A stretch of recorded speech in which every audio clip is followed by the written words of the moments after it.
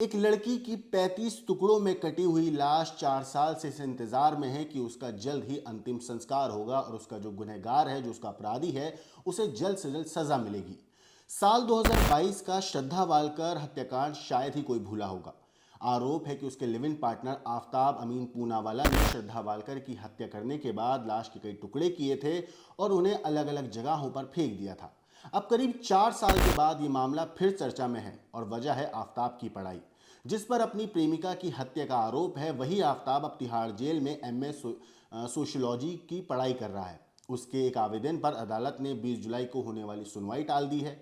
मगर आखिर ऐसा क्या हुआ और अब केस कहां तक पहुंचा है, चलिए मैं आपको बता दूं। तो दिल्ली की एक अदालत ने श्रद्धा वालकर हत्याकांड में 20 जुलाई को होने वाली सुनवाई जो थी उसे टाल दिया है और वजह यह है कि उसी दिन इस मामले के आरोपी आफताब की एमए सोशियोलॉजी का आखिरी पेपर है। अदालत में दाखिल आवेदन में आफताब ने कहा कि वो इग्नू यानी कि Indira Gandhi national open university से एमए सोशियोलॉजी कर रहा है और 20 जुलाई को दोपहर 2 बजे से 5 बजे तक उसका आखिरी पेपर है तिहाड़ जेल के अंदर ही बने परीक्षा केंद्र में। उसने अदालत से कहा है कि उसी समय उसकी कोर्ट में पेशी तय है, इसीलिए उसे 20 जुलाई को व्यक्तिगत रूप से पेश होने से छूट दी जाए।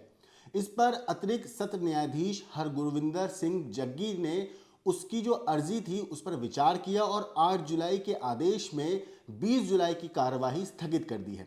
अदालत ने निर्देश दिया कि अब अभियोजन पक्ष के सबूत 21 जुलाई से दोपहर 2 बजे दर्ज किए जाएंगे। 21 से 25 जुलाई तक पहले से तय बाकी तारीखें उसी तरीके से रहेंगी और अभियोजन पक्ष के साक्ष्य रिकॉर्ड किए जाएंगे, यानी सिर्फ एक दिन की सुनवाई आगे बढ़ी है।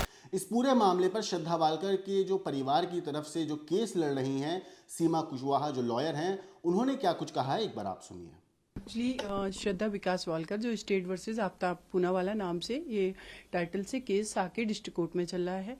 बेटी श्रद्धा विकास वालकर जिसका 2022 में मई मंथ में मर्डर कर दिया गया था उनका लिव इन पार्टनर के द्वारा, जो जिसका नाम आफताब अमीन पूनावाला।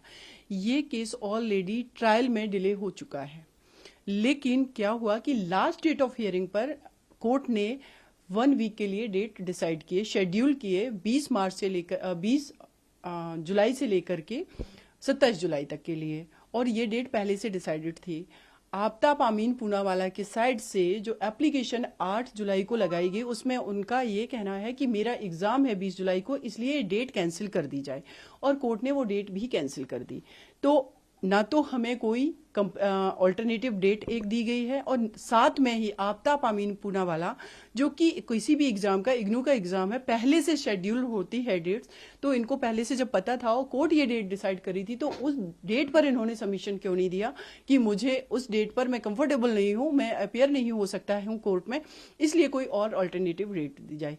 क्योंकि इनका अगर हम कंडक्ट देखेंगे डिफेंस साइड से, तो डेलिबरेटली ये मैटर को डिले करते आए हैं।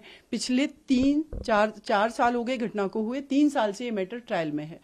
मल्टीपल टाइम्स ऐसा हुआ है कि कोर्ट ने डिफेंस के सीनियर लॉयर पर कॉस्ट इम्पोज की है, उनकी अपॉर्चुनिटी नील की है, उसके बावजूद भी कोई ना कोई ये टैक्टिक्स यूज करते हैं और हमारे केस को डिले कर रहे हैं। स्टार्टिंग में हमने fast track court application move की थी, जिसके रिगार्डिंग कोर्ट ने उसको कंसीडर भी किया, और स्टार्टिंग में हमारा केस फास्ट ट्रैक चला, विद इन अ वीक करीब 4 से 5 हियरिंग्स होते थे। धीरे धीरे ये मैटर डिले होता चला गया। 1 ईयर से तो हमारा ये मैटर 3-4 महीने तक तो ऐसा भी हुआ कि मुश्किल से 3-4 डेट पर ही हियरिंग हुई है। तो इस केस में श्रद्धा विकास वालकर जो बेटी है, उनकी डेड बॉडी ही जो है इस केस में केस प्रॉपर्टी है। केस प्रॉपर्टी वो आप समझते होंगे कि उस सारी चीज़ों को जब भी ये ट्रायल कंक्लूड जब तक नहीं हो जाता उसको हम रिलीज नहीं कर सकते। उस बेटी के लास्ट रिचुअल्स भी नहीं हुए जो परफॉर्म किए जाते हैं एज पर द हिंदू जो भी रिचुअल्स हैं, कि उनकी डेड बॉडी को लास्ट रिचुअल्स कर दी जाए। इस वजह से उनके फादर की डेथ होगी, वो परेशान रहे, उनको हार्ट अटैक आया कि हम अपनी बेटी को बचा तो नहीं सके, एटलीस्ट हमारी बेटी जिसका इतनी बुरी तरीके से मर्डर किया गया, कम से कम उनकी बॉडी के जो पार्ट्स हैं उनको रिलीज कर दिया जाए, अगर ये ट्रायल टाइमली कंक्लूड हो जाए तो हम उसके लास्ट रिचुअल्स को परफॉर्म कर सकें। लेकिन ऐसा नहीं हुआ, और जब इस तरीके के कोई ना कोई एप्लीकेशन आते हैं जो डिले टैक्टिक्स वाले होते हैं और हमारा मैटर ट्रायल में डिले होता चला जा रहा है, तो सबसे बड़ा सवाल ये है कि इसके सारी चीज़ों के लिए रिस्पॉन्सिबल कौन है और अकाउंटेबल कौन होगा, रिस्पॉन्सिबिलिटी कौन लेगा। तो अभी देखते हैं कि मैंने प्लान किया है कि हाई कोर्ट दिल्ली में हम fast track application speedy trial के लिए मूव करेंगे कि टाइम बाउंड इस केस को किया जाए, जिससे श्रद्धा विकास वालकर को टाइमली जस्टिस मिल सके और उससे पहले उनकी जो डेड बॉडी है, जो पीसेस हैं, उनके लास्ट रिचुअल्स तो एटलीस्ट परफॉर्म किए जा सके। लेकिन उनके फादर भी नहीं रहे हैं, क्या उनके परिवार की तरफ से अभी कोई आ रहा है इस मामले में सामने में आपकी मदद? देखिए, उनकी फैमिली को मैं रिप्रेजेंट कर रही हूँ। अगर इस परिवार की बात करें तो श्रद्धा विकास वालकर की मदर जो थी वो 2020 में ही उनकी डेथ हो गई थी, जब ये इंसिडेंट नहीं हुआ उसके पहले। उनके फादर, उनकी ग्रैंड माँ और एक उनके ब्रदर घर में थे।